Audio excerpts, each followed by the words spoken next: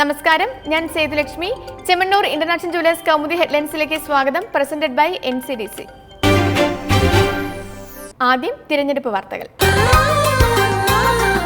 അങ്കക്കുറി നിങ്ങൾക്കായി അവതരിപ്പിക്കുന്നത് ഇപ്പോൾ ഓരോ ക്യൂട്ടി സോപ്പ് വാങ്ങുമ്പോഴും 5 രൂപ വില വരുന്ന കറ്റാർ വാഴ ഷാംപൂ തികച്ചും സൗജന്യം.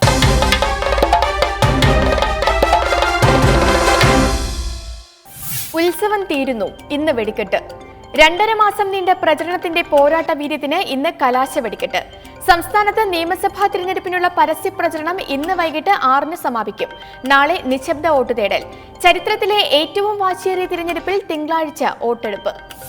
പ്രവചനങ്ങൾക്ക് പിടിതരാത്ത ത്രികോണ മത്സരത്തിൽ പകുതിയിലധികം മണ്ഡലങ്ങളും വേദിയാകുന്ന തിരഞ്ഞെടുപ്പിൽ മത്സരവീര്യത്തിന് ആക്കം കൂട്ടിയത് മാറിമറിഞ്ഞ പ്രചരണ വിഷയങ്ങൾ. അഴിമതി ആരോപണവും വിവാദങ്ങളും മുതൽ പ്രധാനമന്ത്രിയുടെ പ്രസ്താവനകൾ വരെ വിഷയമായ പ്രചരണം ആർക്ക് തുണയാകുമെന്നറിയാൻ കാത്തിരിപ്പ് വ്യാഴാഴ്ച വരെ.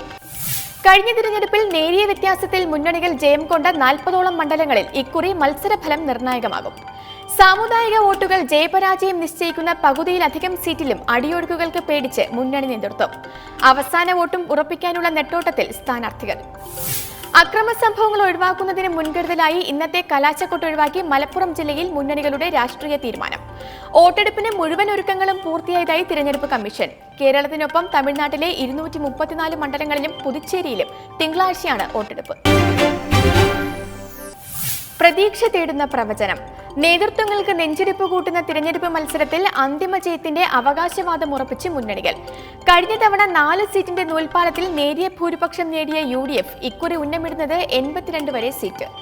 80 കടക്കുമെന്ന ശുഭപ്രതീക്ഷയിൽ ഇടതുപക്ഷം. 17ഇടത്ത് വിധി നിശ്ചയിക്കുമെന്ന മുന്നറിയിപ്പുമായി ദേശീയ ജനാധിപത്യ സഖ്യവും. ദൈർഘ്യമേറിയ പ്രചരണഘട്ടം വെല്ലുവിളിയായി സ്വീകരിച്ച മുന്നണികൾ 2.5 മാസക്കാലം നടത്തിയത് ഏറ്റവും വാശിയേറിയ പോരാട്ടം. ഇടത് വലത് മുന്നണികൾ തമ്മിലുള്ള പതിവ് മത്സരത്തിന്റെ പാതയിൽ ഇക്കുറി ശക്തമായ വെല്ലുവിളി ഉയർത്തി BJP BDJS സഖ്യം. പരമ്പരാഗത വോട്ടുകൾ ചോരാതെ കാക്കാൻ പെടാപ്പാടുമായി LDFും UDFും. ബാർക്കോഴ വിവാദം കത്തിനിന്ന ഘട്ടത്തിൽ തുടക്കമിട്ട പ്രചരണത്തിൽ പിന്നീട് വിഷയമായത് പുറ്റിങ്ങൽ വെടിക്കെട്ട് ദുരന്തവും പെരുമ്പാവൂർ ജിഷ കൊലക്കേസും. മോദിയുടെ വരവോടെ മാറിമറിഞ്ഞ കളത്തിൽ ഏറ്റവും ഒടുവിലത്തെ വിവാദമായി സൊമാലിയയും ലിബിയയും വരെ. വാഗ്ദാനങ്ങൾ കൊണ്ട് മുന്നണികൾ ഉഴുതുമറിച്ച പോർക്കളത്തിൽ ജനവിധിയുടെ കയ്യൊപ്പിന് കാത്ത് കേരളം. 19-ന് രാവിലെ 8-ന് ആരംഭിക്കുന്ന വോട്ടെണ്ണലിൽ ഭരണം എങ്ങോട്ട് തിരിയുമെന്ന് ആദ്യ മണിക്കൂറുകളിൽ തന്നെ അറിയാം. അങ്കക്കുറി നിങ്ങൾക്കായി അവതരിപ്പിക്കുന്നത് ഇപ്പോൾ ഓരോ ക്യൂട്ടി സോപ്പ് വാങ്ങുമ്പോഴും 5 രൂപ വില വരുന്ന കറ്റാർ വാഴ ഷാംപൂ തികച്ചും സൗജന്യം. വഴിതിരിക്കുന്ന വാദങ്ങൾ. ജിഷ കൊലക്കേസിൽ അന്വേഷണത്തിന്റെ വഴിതിരിക്കുന്ന നിഗമനങ്ങളുമായി ഫോറൻസിക് വിദഗ്ധർ. കൊലപ്പെടുത്തിയതിനു ശേഷം പീഡനശ്രമം എന്ന പോലീസ് നിഗമനം തള്ളുന്ന വിദഗ്ധർ ജിഷയുടെ മുഖത്തെ ആഴം കുറഞ്ഞ പാടുകൾ പീഡനശ്രമം ചേർത്തുനിന്നതിന്റെ തെളിവെന്ന കണ്ടെത്തലിൽ.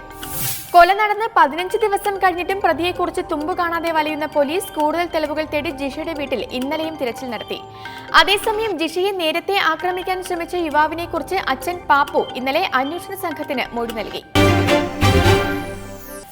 സരിത ഹാജരാകില്ല. സോളാർ കേസിൽ സരിത ഇന്ന് കമ്മീഷനിൽ ഹാജരാകില്ല.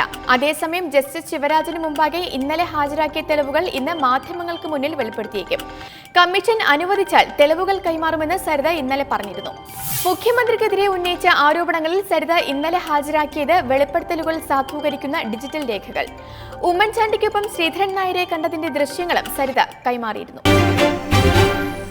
Chemmanur international jewellers Kaumudi headlines presented by NCDC സമാപിക്കുന്നു.